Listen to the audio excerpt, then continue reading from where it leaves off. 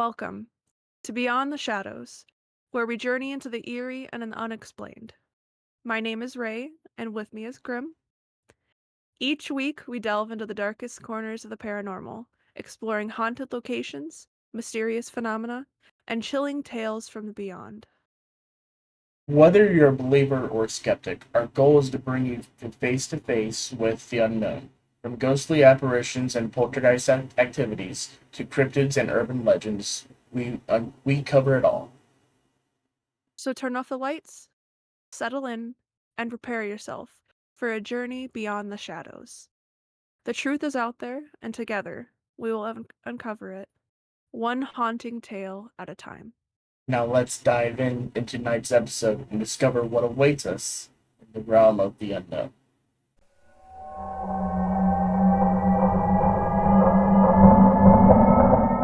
There is a shack called the Devil's Toybox in Louisiana, and people go in there supposedly lose their minds. Welcome everyone to the next episode of Beyond the Shadows. I am Grim, and with me is Ray. Hi. We are getting ready to talk to you about one of the most scariest places ever for me to hear about, the Devil's Toy Box. And I know absolutely nothing about this place, so I'm looking forward to whatever I'm Uh, about to experience. Because I know it makes you uncomfortable, I am mentally prepared. the Devil's Toy Box, just so you guys know a little bit about it, it is a little shack where every wall, floor, and ceiling is nothing but a single mirror. So That's mirrors on all fours, five, six areas of the room. And people go in there, and after so long of being in there, they feel like they're hearing the devil speak to them and oh. eventually lose their minds. Oh, Ray, let's get into the story of Devil's Toy Box. I don't know if I want to now. Ugh. I've been in Oculus rooms, which is, a small room covered in mirrors. This is a whole fucking building. That's that a small room covered in mirrors was too much after a while. That made me nauseous. I don't know about this. Ugh. Okay, let's go. I'm ready. Okay. The Devil's Toy Box is an urban legend that savor horror fans will recognize as the inspiration for the infamous Lament configuration from Clive Barker's seminal Hellraiser series. Though in reality, Tyler Box is not a toy at all, but rather a small room where the floor, ceiling, and walls are each composed of one giant mirror. According to the legend, if you stood inside the mirror room alone for too long, supposedly the devil would show up and steal your soul. In most versions of the story, he did by flaying you alive. I mention all this because not 2 weeks ago, I got an email from an 18-year-old girl located in northern Louisiana who we'll call Erin. Like a lot of places, the town where Erin lived had its own annual haunted house attraction that went up every October. The attraction was called Farmer Graves Haunted Orchard, and in the past it had been very every bit as thrilling as the name suggested, which is to say not very.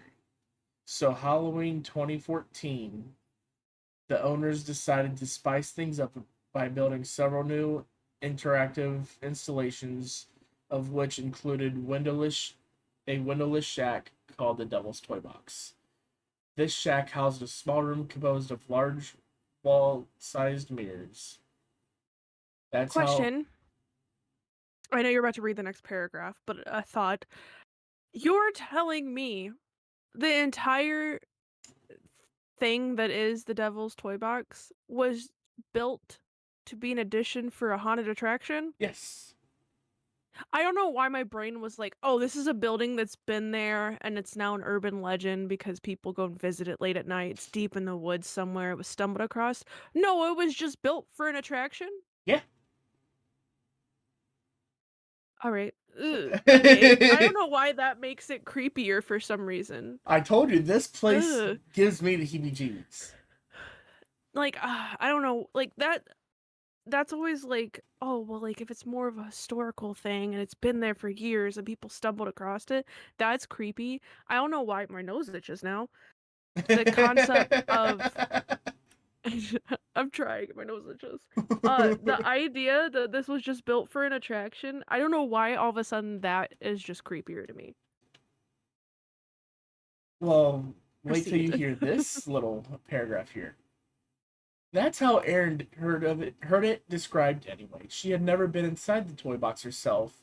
Farmer's grave closed less than a week after opening that year, a result of numerous people who had been hospitalized after going inside the Devil's Toy Box attraction. Erin didn't get the chance to try out the box for herself before the closure, but she had heard countless stories about it from her classmates at school. Apparently, no one could last longer than 5 minutes inside that room. There was an even large there was an there was even a large timer set up beside the building that showed the current occupant's length of stay under a second clock displaying the longest record time up to that point, which maxed out at only 4 minutes 37 seconds. Before the attraction finally closed, a man who managed to last that long, Roger Heltz, age 52, father of three, had been reduced to a wide-eyed mute. To this day, he still hasn't said a word. That's crazy. So the year that they start the attraction, they have numerous people get hospitalized and they close the entire place down. And one of the people that was there the longest wasn't even there for the full amount of time, like the max time that they're saying people have not lasted. Is wide-eyed mute. Doesn't talk anymore. What did you see or experience in that room that has put you in that state? That is scary. I told you this is probably one of the scariest things I've ever even heard of. Ugh. All right, Ray. The next page is all All yours. right. Yay. Okay. One woman suffered a heart attack after just 90 seconds inside the box. I already hate the start of this paragraph. A 17-year-old boy who had been dragged out kicking and screaming. The boy was from one town over and Erin hadn't known him, though her friend Celeste claimed her parents were friends with the boy's mom. They went to his funeral when he unalived himself 2 weeks later. That's hard. That's a hard paragraph. Yeah. Oh. Whatever the truth of the matter, town officials were quick to act in getting Farmer Graves shut down, and they even somehow managed to keep the incident out of the local paper. Of course, no one could stop people in the town from spreading their own rumors about the new, now infamous attraction, which they began to do immediately. People talk, especially in small towns. Yes. For the next month or so, it seemed like the toy box was the only thing anyone could talk about. It had become the stuff of legend, and of course, it didn't take long for the local kids to start venturing out to the orchard at night to see the box for themselves. See, that's what I thought this was going to be entirely. Ugh. Farmer Graves' haunted orchard was owned by a middle-aged couple named Will and Darlene Sawyer. When the town council ordered the Sawyers to shut down, they were so irritated about the ruling, they left most of the attractions still standing, including the Devil's Toy Box. The actual orchard was on a plot of land located at the rear of Sawyer's property and was only accessible by a narrow 2-lane dirt road. One night, several seniors at Erin's school snuck out to the Sawyer's property on a dare and claimed they found the toy box entrance padlocked, but a certain Bill Sawyer showed up out of nowhere and asked them if they wanted to go inside. Do you just work with the devil? Why are you allowing children? Okay, one, you've encountered children encroaching on your property. And now you're like, "Well, you're here. Do you wanna go inside this place that is real fucking dangerous?" Mm-hmm. That gives a whole different vibe. Ugh. Of course, they chickened out as soon as Will unlocked the door, and it seemed to swing open on its own, like a hungry mouth at the sight of food. That's how the rumors about midnight screenings of the Devil's Toy Box began to circulate. Most of the people who ventured out there afterwards claim they encountered Will Sawyer after waiting beside the toy box for an unspecified length of time. Does he just sit in his kitchen or something and like watch out the window, like, oh, there's another group, time to go out and unlock the door? Like, er, He's waiting for them. why? I mean, you gotta think, they probably Ugh. made a whole lot of money leading up to this point on their haunted location. If I had a haunted attraction and I built a building because I'm like, oh, this is gonna be really creepy, it's gonna add ambiance, and a whole bunch of stuff happens because of this building and people going inside of it, I am tearing that down. Well, here's a thought. What if they sold their soul or something, or made a deal? And now their job isn't just to like bring people to it. That's what I'm kind of thinking. That now they're just waiting for people to come across so they can be like, all right, here you go. Yeah, I And think because it wasn't as scary. It said earlier it wasn't as it was about as scary as it sounded, which wasn't scary at all. but now they have an attraction that's horrifying and is bringing people to their attraction. Exactly. Oh, that makes it so creepy and I don't like that. So my thought process is they made a deal to get this new attraction, but their deal was they would have to feed the entity souls. I understand why this one's creepy for you. It is creepy. And I don't like that you just said that because it makes it way creepier and it makes sense and I hate it. Most of the people who ventured out there often, yep, okay, I just read that. A few even said that they went inside of the box, but these claims were always dismissed as bullshit. No one came out of the box that was coherent enough to talk about it. Last week, Aaron's boyfriend Troy went out there with some of his idiot friends. I like how aggressive this person is writing this whole Mm-hmm. blog. Like, they have opinions. And Aaron hadn't seen him since. His parents reported him as missing, and Aaron even tried to call the cops about the orchard, but they didn't seem to take her seriously. Now Aaron was going crazy worrying about Troy, and of course she was hoping I would be intrigued enough by her story to come with her to investigate Farmer Graves, because she was too scared to do it herself. Oh, we're about to get a first-hand encounter from this Fair, blog. fair.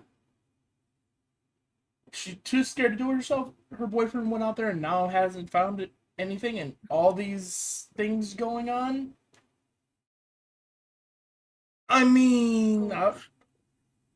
Okay, honest opinion, because I feel like we're gonna have opinions, like, as a viewer, me as this is my first time listening to this.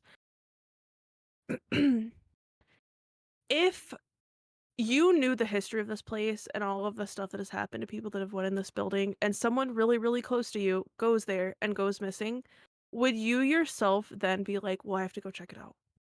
no. That's tough. That's tough. If I know all of the history of this place and the thing that is like what people have interacted, like experienced, and how people have come out, and now I know my boyfriend has went there and he has not come home.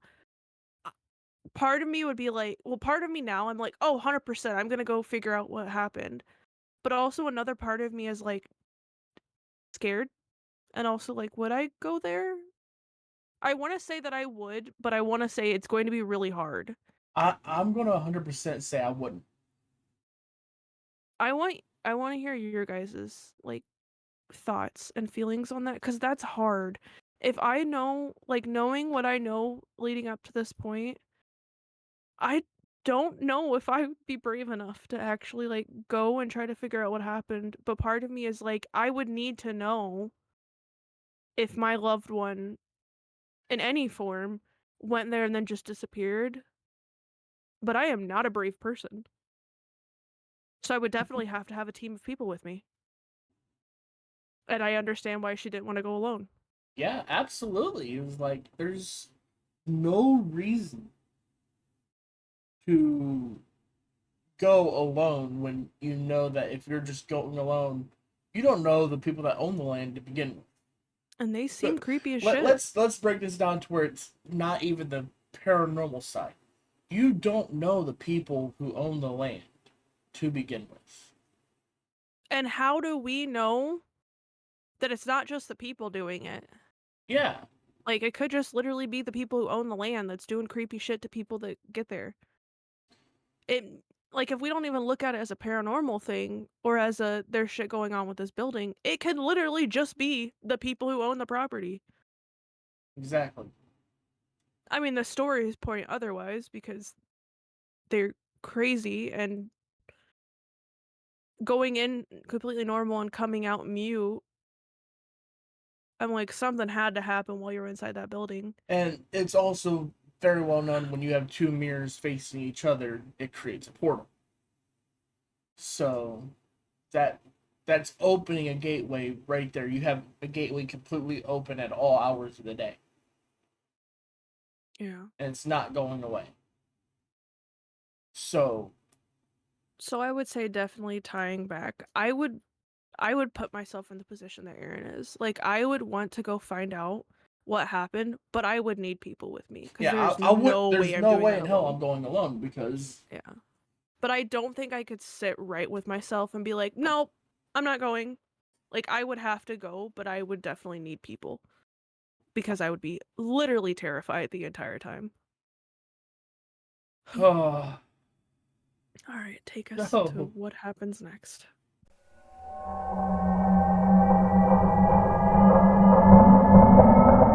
Why don't you guys come over by Discord? Over at Discord, we talk about all things spooky. In the Discord with you guys, we have community events that go on. We sit down, we do meditation sessions, past life regressions, and everything else like that. We also like to share spooky stories with each other. We have a cool tier system where you can become a uh, poltergeist, mimic, spirit, stuff like that, and is a great way if you have any ideas that you want us to talk about, you can reach out to us. Yeah, and we have all of our socials available. You can check via our link tree, where you'll find our uh Patreon account, TikTok account. We have a Twitter. Um, a lot of our behind the scenes stuff is posted there. Some of our exclusive content. We have little fun games that we play. Our Patreon holds a lot of our behind the scenes stuff. Some of our exclusive investigations. I write spooky stories on there that'll keep you up at night. Grim loves those. Fuck you. Yeah, Patreon is where you can get behind the scenes stuff. And over on Twitch, you can watch us play some spooky games. Which right now every Thursday night I am in the middle playing Afterfall Insanity, which the story is finally starting to make sense to me. I'm starting to get into the point. It's a really good action packed game. It's got at first confusing story, but now it's starting to actually develop and become a really good game. And Ray is playing No Idea Yet on Tuesdays. Oh, I actually know. I am going to be starting Tuesday a game that I love a lot that I'm going to be playing solo. So it's gonna be fun. It's gonna be extended. We're gonna be playing this for a hot minute because there's so much shit to unpack in this game, and I'm so excited, especially with the full release of it. I'm going to be getting back into 7 days, but I'm gonna be running it solo. Ooh, It's seven gonna be days fun. solo. So you Yeah. guys can watch it over on twitch.tv/ beyond underscore the shadows. So check us out over there. And then what else do we have, Ray? Aside from our really dope socials, we have our merch store. Our merch store.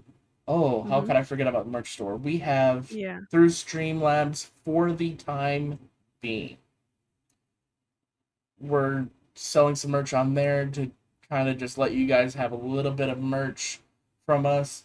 But in the near future, probably starting out the next year, we will be doing merch handmade by the one and only Ray Renee, which the quality is absolutely amazing. There's secret merch that you guys can only get when you do a live investigate, not live, but in person investigation with us at a haunted location. So if we're in your vicinity, in your neck of the woods, and there's a haunted location that we're at, reach out to us, let us know. We will let you guys know either in Discord, Twitter, Instagram, what haunted locations we're getting ready to go to. If you want to join us on the investigation, you're more than welcome to join, and you'll get a cool piece of merch for free for joining us. Mhm. The Yeah, last which is ones really that we exciting. got was Chef's Kiss, fucking amazing.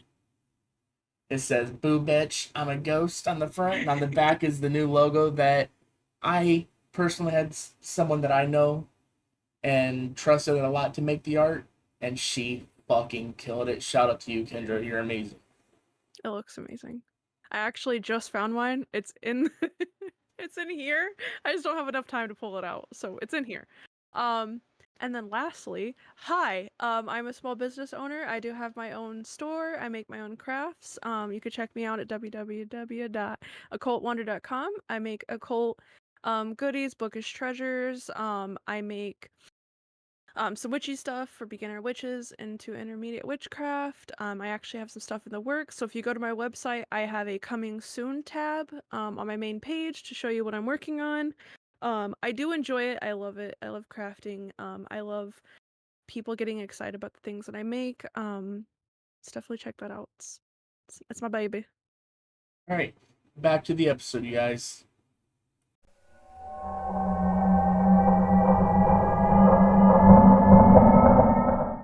Town was only a 3 hour drive away from New Orleans, so I asked my friend Jason and his girlfriend Gretchen to take a ride with me. This way, I wouldn't feel so weird about driving all that way to see an 18-year-old girl I met on the internet. Valid. Fair. Yeah, that's just 100% valid. We rolled into town at about 5 p.m. that Saturday and met up with Aaron at the McDonald's. Casual place to meet up at. As she called it. I laughed when I first heard her say it and immediately felt like an asshole for thinking it was funny that Aaron's town only had one McDonald's. Our meet and greet started out a little awkward on account of all the stares we were getting from the rest of the restaurant. And then again, four strangers driving into town to meet a teenage girl at the McDonald's will do that. Valid. Thankfully, Gretchen was there to defuse the situation with one simple question: did you make that? She was pointing at Aaron's backpack, was which was actually a stuffed doll that I recognized as a lumpy space princess from the cartoon Adventure I love that so much. Time. Also, can you make me one? Please, I need that. Person named Aaron, if you still make these things, Ray wants a lumpy space Let me princess. know. Please message us on social. I would love one. Thank you. Also, are you okay? One of only most of the stuffing had been removed and a purple pouch had been shown into it that's into it that sealed closed via a matching purple zipper. The straps were made out of old retro looking seatbelts. That's That is fucking dope. iconic and I love it. Aaron nodded, Gretchen's jaw dropped. Oh my god, will you make me one? Will See? you make me two? Gretchen asked. Thank you, Gretchen. Valid. Sure, as long as you provide the supplies, Aaron said, Will do. laughing. that whole the whole conversation about the thing. We all had a good laugh at this, which seemed to ease the tension. We kept on laughing to a bunch of idiots who had no idea just how fucked they were.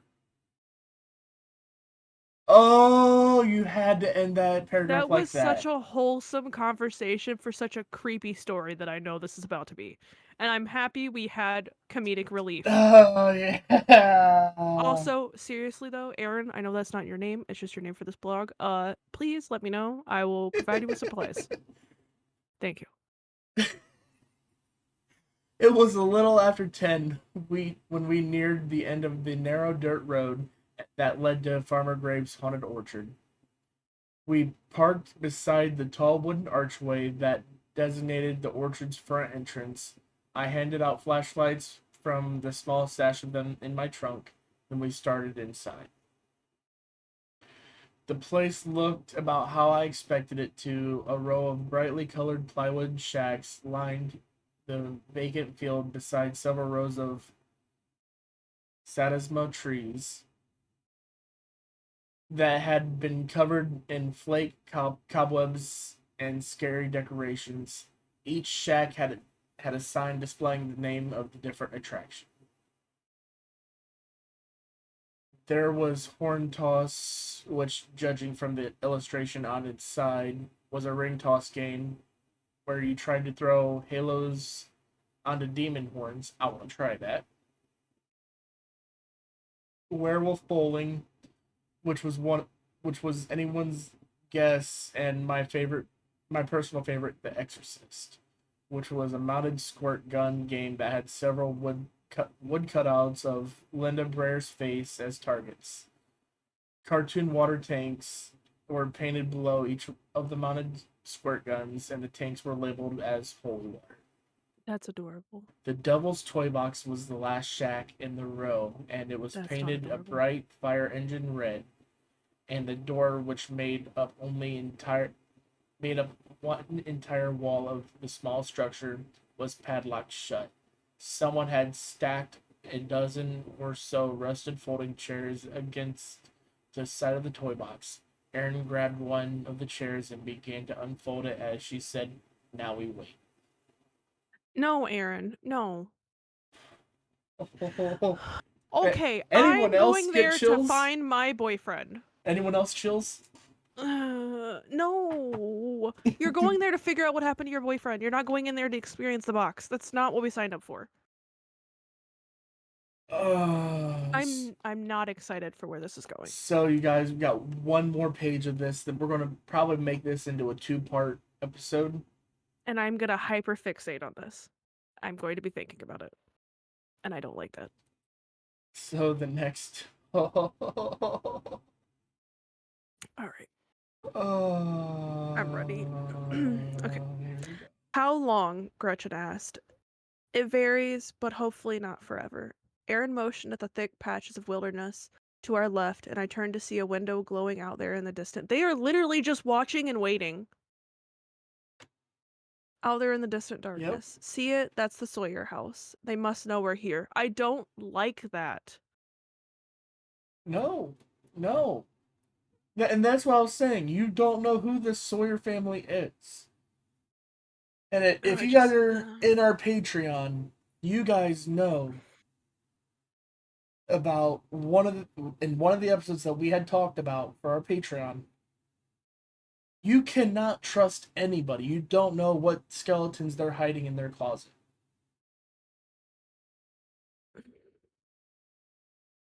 Oh. Okay. And that's a good thing. Gretchen's tone was tense, and she had a look on her face that said she just realized how much she didn't want to be doing any of this. Valid. Before Aaron or I could answer, she turned to Jason. Baby, will you walk me back to the car? Also valid, she asked. Jason gave her an irritated look. What? Why? Because all of this is just too real. You knew that we were coming out here to do what we were coming out here to do. I explained to you in vivid detail. Jason, please. No, it's bullshit, Gretchen. You do this every time. I am Gretchen. 100%. Take me back to the car. I do not want to be here anymore. I know. This is the effing Dark Knight premiere all over again. I miss everything cool. Okay, that's a little sad. Jason, calm down. Get off this horse that you're on right now.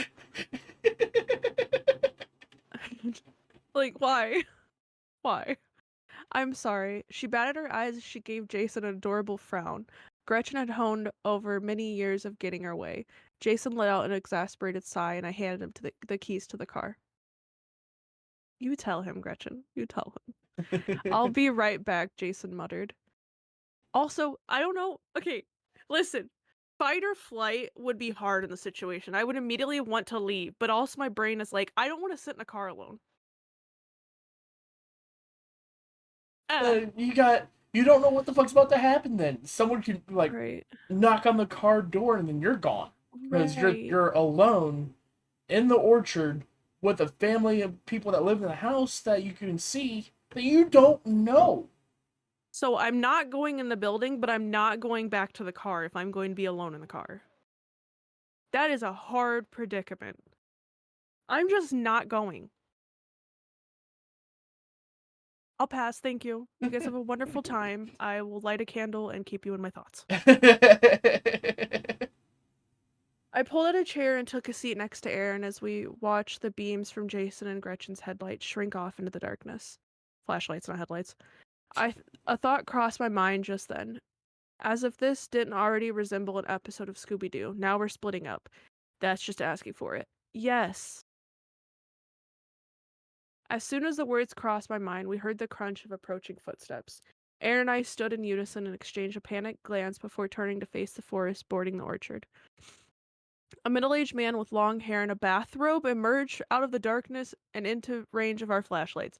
This man just walked towards you guys in a bathrobe, just like this is a casual weekend night. He just took a shower. There's children. I have to go unlock the door. That makes he's making this creepy. Yep. I'm blaming them. I'm so blaming them. I don't like this. Will Sawyer was basically Vincent Price if had starred in The Big Lebowski. He smiled and gave us a thumbs up as he said, "You're here for the box." I don't like that.